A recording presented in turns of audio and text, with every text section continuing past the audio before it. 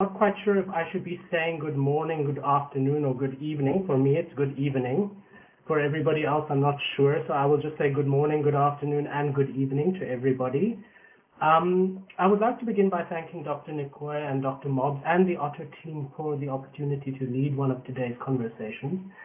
The question I shall be asking is, could and should OER replace educators? Now, I hope that this polemical question will elicit a lively discussion.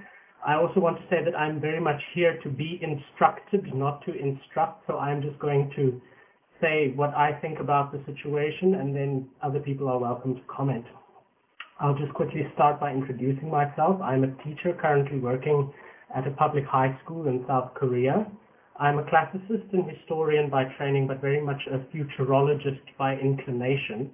For those of us working in secondary education, we tend to be wary of speaking to an assembly of academics, as the nature of our profession makes it quite difficult for us to support our practical insights with the necessary research. However, I may flatter myself a little with knowledge of education derived from working in several education systems across Africa, Asia, Europe, and North America.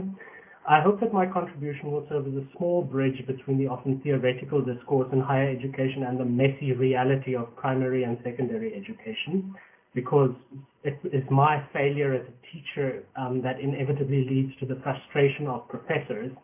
I believe that any discussion that considers the whole educational enterprise to be useful.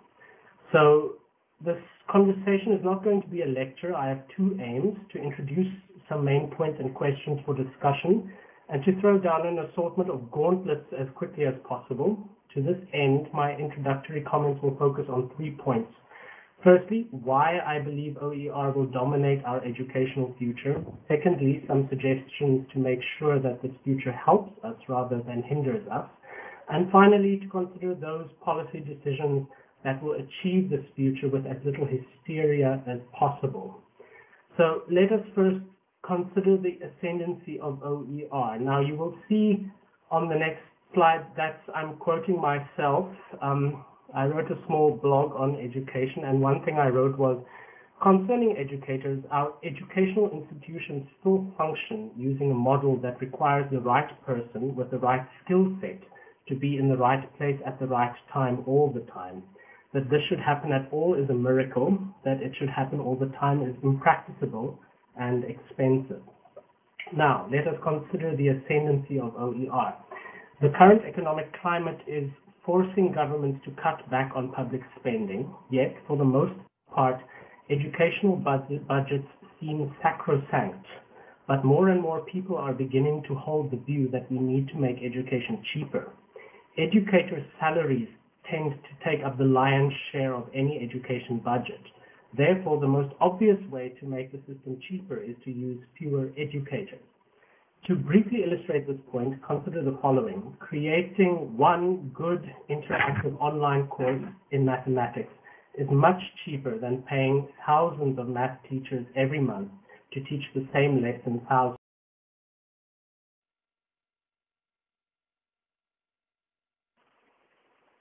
Next. There we go. Okay, great.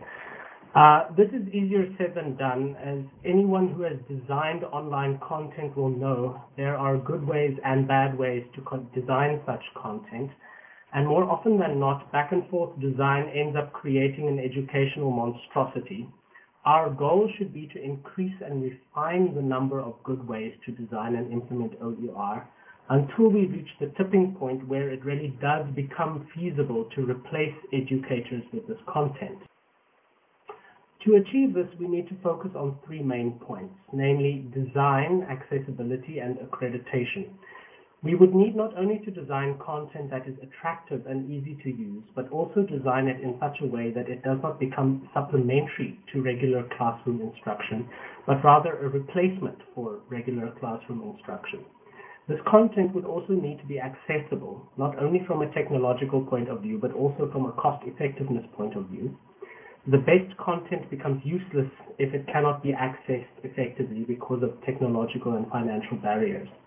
Finally, our content would need to be part of regular accreditation structures if it is to have any value. In essence, parents and students have become unwilling to invest in any knowledge or learning that does not go directly onto their CV. So what kind of policies can we put in?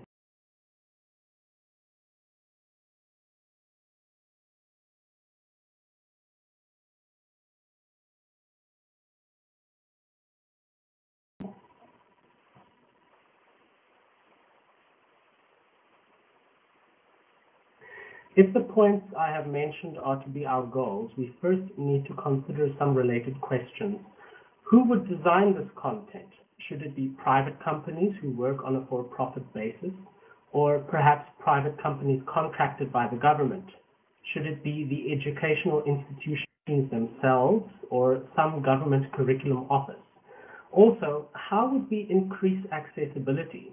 Should we be designing for mobile phones, iPads, roll-up computers, or maybe even holographic sunglasses?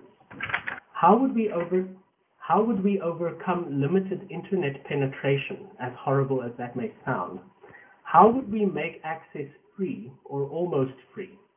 Finally, who would decide what content gets accredited and what does not? Would this authority be local, provincial, national, or international? Would there be any geographical or chronological limitations on such accreditation? Who would require this accreditation and who would pay for it? This is, of course, the most important question: who pays? The taxpayer, the individual student, the prospective employer, maybe? Can we design and implement a system that is fair and benefits the most people? Because I believe that this lies at the heart of the OER movement. To conclude, can we imagine a world where many educators will be replaced by OER, and how do we plan for such a world? As for myself, I believe that such a world is not only likely, but probably inevitable. To quote James Martin, if we are going to design and build this cathedral of cyberspace, as he calls it, we need to start thinking about the cathedral's foundation. Thank you for your attention. Okay, now, to get to the actual conversation, I have basically prepared a whole bunch of bullet points. I will mention each one that I've mentioned before, and then I'll open the floor, and people are welcome to comment and argue and discuss as they see fit. So let us start first with the ascendancy of OER. More and more people are beginning to hold the view that we need to make education cheaper. I'm not sure if this applies to higher education, but I know this is definitely an issue in secondary education. So first I would like to know what people think about this idea of making education cheaper as one of our fundamental goals in OER.